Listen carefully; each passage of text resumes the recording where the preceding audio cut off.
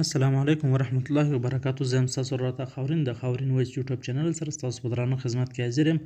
ملګرو، په نننۍ ویډیو کې موږ تاسو ته درښیو چې څرنګه تاسو د انسټاګرام اکاونټ د انسټاګرام له پلیټفارمه څخه میټولی سئ. یعنې که چیرې تاسو وغواړئ چې موږ انسټاګرام اکاونټ ختم کړو یا تاسو بل اکاونټ خلاص کړی وي، بله آی ډي مو جوړه کړې وي، زړه آی ډي ختموئ میټوئ یې، نو دا به څرنګه تاسو میټوئ. نو ملګرو، دا طریقه نن موږ په دا ویډیو کې درښولې ده.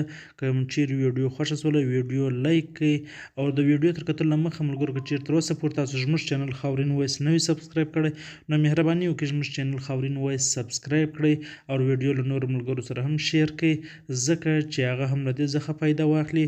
او د سبسکرایب له څنګه د ګنټۍ نشان باندې هم کلیک وکړئ، ځکه چې زموږ نورې هم خوندورې ویډیو تر تاسو پورې زر تر زره راځي. نو راځئ د ویډیو پر طرف چې ویې ګورو.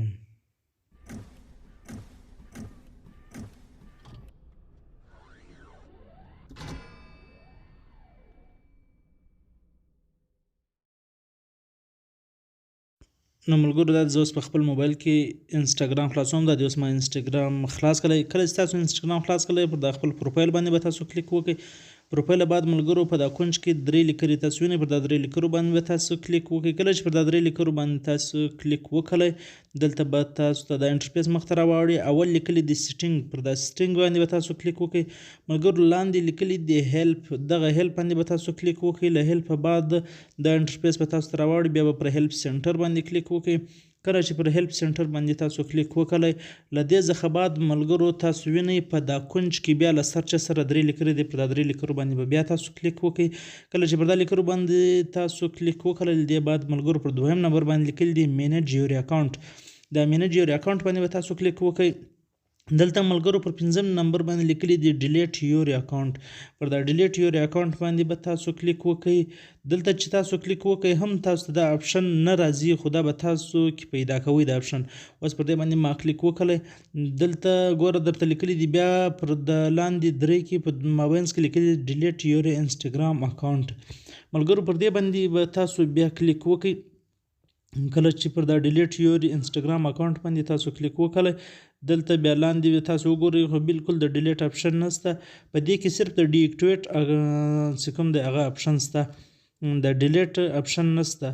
اوس په موږ راولاړېږي د ډیلیټ به دلته څرنګه کې پیدا کړئ او چیرې به پیدا کړئ. ګوره بالکل دا ګرد لیکایي تاسو وګورئ د ډیلیټ اپشن کې نشته. یو ځای دا پکښې دی ډاونلوډ کافي. ډاونلوډ کافي مطلب آی ډي چې کومه ډیټا ده هغه ته را ډاونلوډولی سئ، کافي کولی سئ.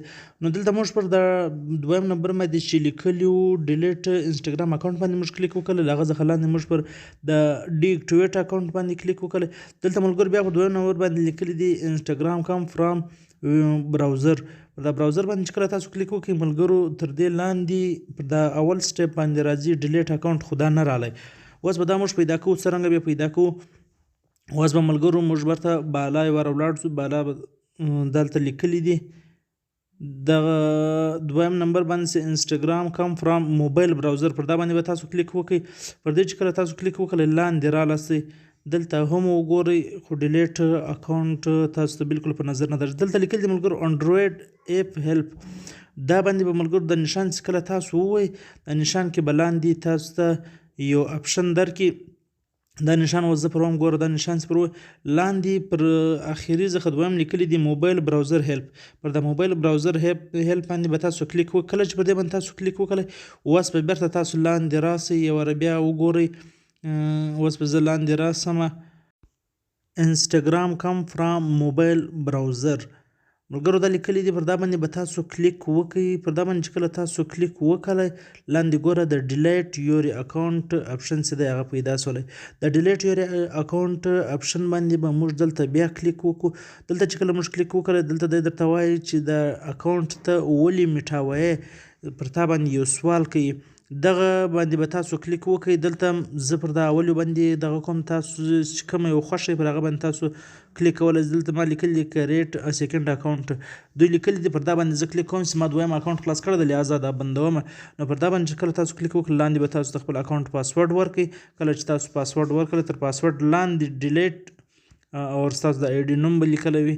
دغه ډیلیټ باندې چې کله تاسو کلیک وکړئ، نو له دې څخه بعد به یو وار بیا له تاسو څخه پاسورډ غواړي هغه پاسورډ به تاسو ورکړئ او ستاسو اکاونټ دی هغه به د انسټاګرام له پلیټفارمه څخه میټاو سي. دلته ما اکاونټ ته دلته ما پاسورډ نه دی ورکړی د اکاونټ ته نو ځکه د یو ماته بیا ویل چې دغه ورکړه پاسورډ ورکړه. نو پاسورډ ما نه دی ورکړی تاسو پاسورډ ورکړئ ستاسو هغه ساعت به اکاونټ میټاو سي.